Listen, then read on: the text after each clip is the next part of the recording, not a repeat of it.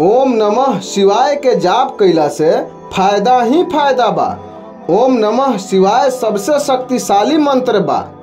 ओम नमः शिवाय के जाप हर मनुष्य के करे के चाही। ओम नमः शिवाय के जाप कइला से मनुष्य के अपना भीतर 5 तत्व के नियंत्रित करे में मदद मिलेला, जवना से मन शांत हो जाला।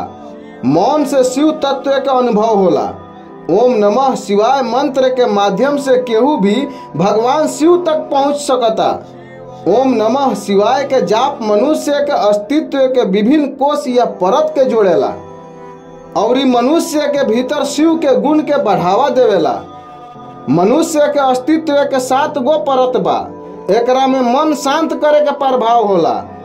ओम नमः शिवाय सकारात्मक ऊर्जा के संचार करेला और नकारात्मक ऊर्जा के दूर करेला। ई एगो तनाव भी बा जवन इंसान के आराम करे में मदद करेला।